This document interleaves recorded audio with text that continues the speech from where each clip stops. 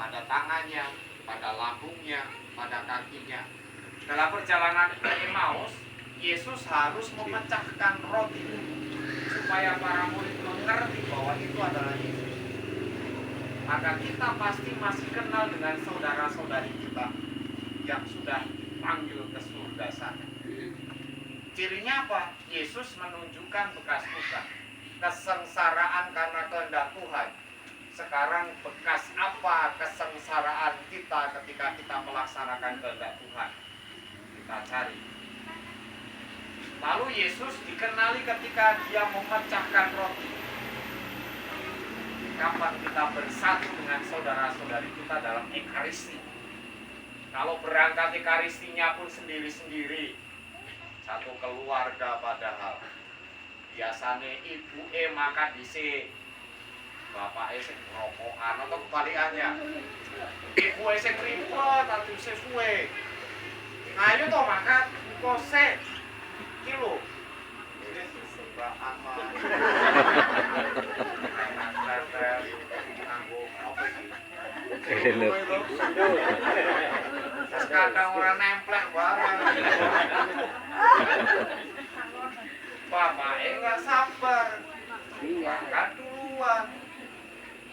Nah kalau di surga sana kita kenal dengan saudara kita, dengan Yesus pun ketika Yesus memecahkan roti. Lalu kalau kita nggak pernah lihat saudara kita ini ketika ekaristi itu ngapain sih? Jangan sampai ketika bapaknya sudah duluan, ibunya duduk di mana, bapaknya duduk di mana, anaknya duduk di mana. Apa yang mereka lakukan ketika misa? Jangan sampai lah ngerumpi pula.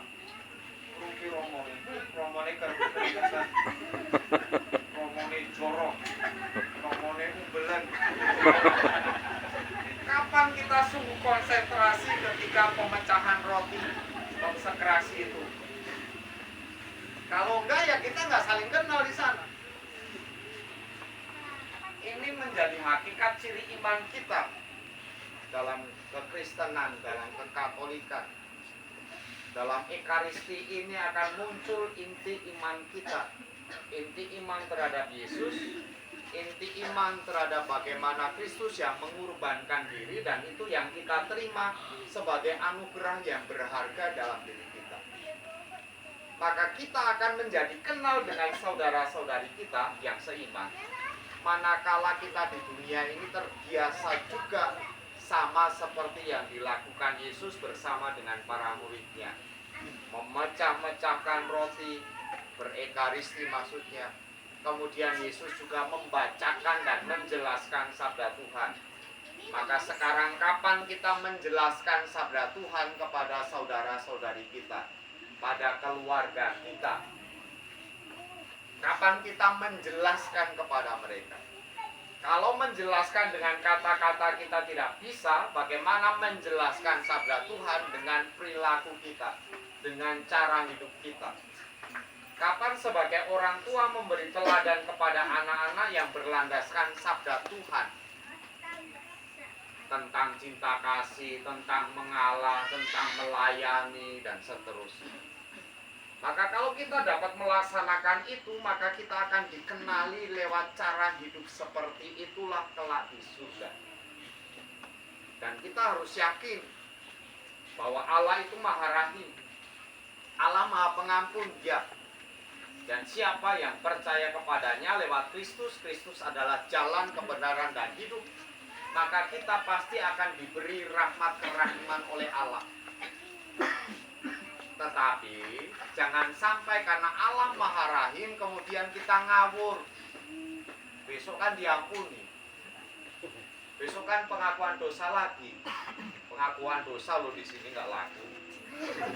Nah, apa nanti nunggu ketika sudah tidak bisa apa-apa lagi lalu minta Romo datang ke rumah, apa minyak suci, pengakuan, lalu komuni terakhir, setelah itu lewat supaya masuk surga, supaya diampuni sama Tuhan? Tunggu dulu. Bagi konsep kita Katolik, yang di atas sana bukan hanya dua hitam putih, surga dan neraka.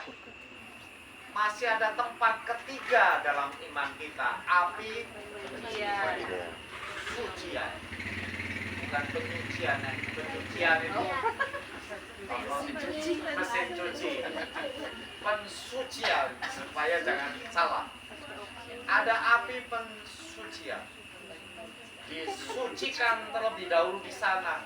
Yang nggak bersih-bersih, yang kumal-kumal, yang kotor-kotor, dekil-dekil, di sininya terutama. Masukkan mesin cuci dulu. Supaya sungguh bersih, sungguh putih, kemudian dimasukkan ke sebelah kanan surga yang benar. Kalau yang sama sekali nggak bisa masuk mesin cuci, masuknya sana. Masuk neraka. Maka mengapa kita butuh mendoakan mereka yang sudah dipanggil menghadap Tuhan? Kita nggak tahu jaminannya saudara-saudari kita yang sudah dipanggil langsung ke kanan atau ke tengah. Barangkali mereka masih ke tengah. Toh kita pasti ngerti bahwa mereka masih punya kekurangan. Entah sedikit, entah banyak. Kita hanya kadang nggak mau mengakui, apalagi kalau sambutan pas saudara kita meninggal. Bagus semua. Kan begitu. Siapa yang berani mengatakan kejelekannya ketika sambutan? Karena ada anggapan sekaligus harapan supaya dengan menyatakan bahwa orang yang meninggal itu baik, masuk ke kanan. Padahal kenyataannya belum. Sekelas Romo juga pasti ada kekelirunya, sedikit-sedikit salah, kan begitu. Salah sedikit apa sedikit-sedikit salah? Mungkin sedikit-sedikit salah, artinya numpuk menjadi banyak. Ya mau nggak mau ke tengah di sini. Masa Romo ke kiri kan?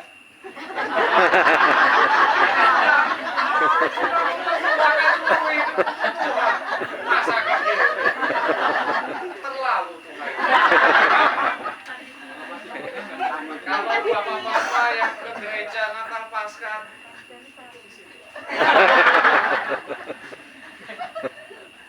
kalau yang rajin-rajin ke gereja, gitu, rajin sembayangan, ya kalau nggak ke tengah sini lah.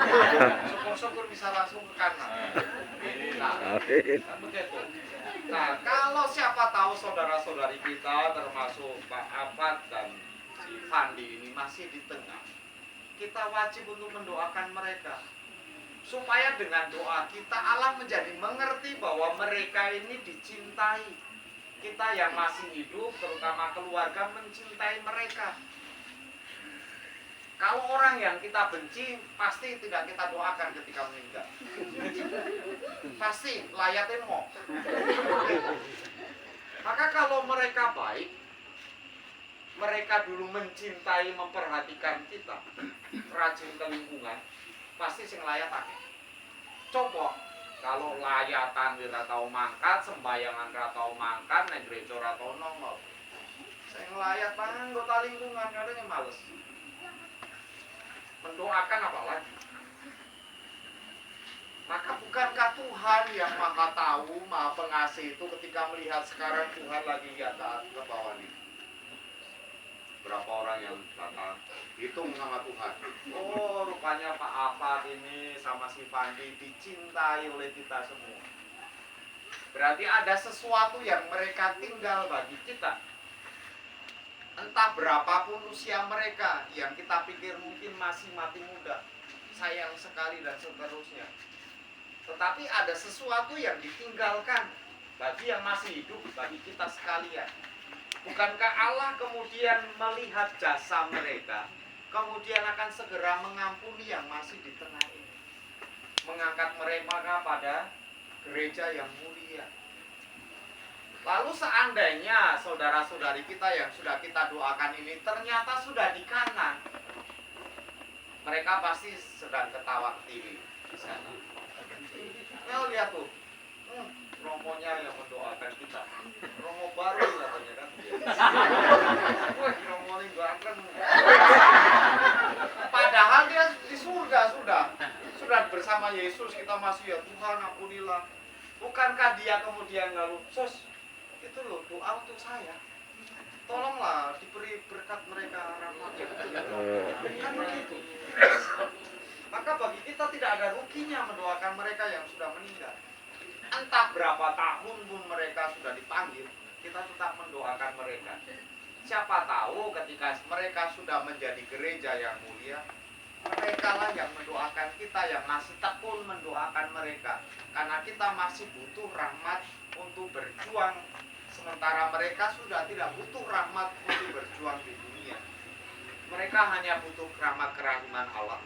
Sementara ketika rahmat kerahiman itu sudah mereka dapatkan, pada gilirannya mereka lah yang berdoa bagi kita sekalian. Itu inti iman kepercayaan kita. Maka jangan sampai kita lupa mendoakan mereka. Gereja menyediakan ruang paling enggak setahun sekali mendoakan arwah orang beriman pada tanggal 2 November.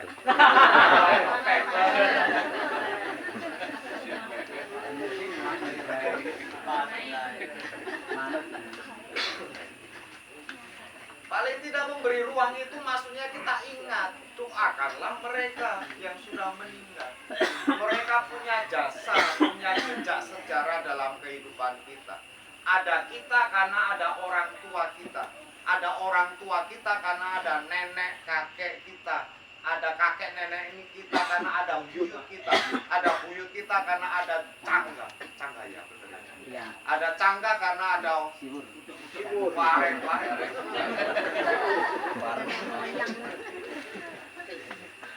Maka kita tetap mendoakan mereka karena mereka punya sejarah dalam hidup kita.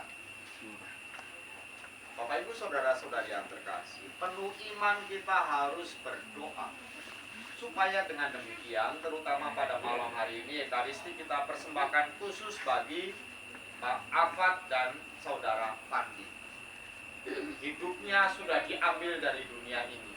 Apapun harapan kita, apapun harapan keluarga, pada kenyataannya mereka sudah berlalu. Mereka hanya butuh rahmat kerahiman Allah. Maka keluarga dan kita sekalian wajib untuk mendoakan mereka. Sementara Allah dialah berkarya dengan rahmat kerahimannya atas mereka dan saudara-saudari kita yang sudah dipanggil. Semoga dengan persembahan Ekaristi ini Allah yang marah itu akan segera mengampuni mereka dan dimasukkan kebahagiaan yang kekal. Amin.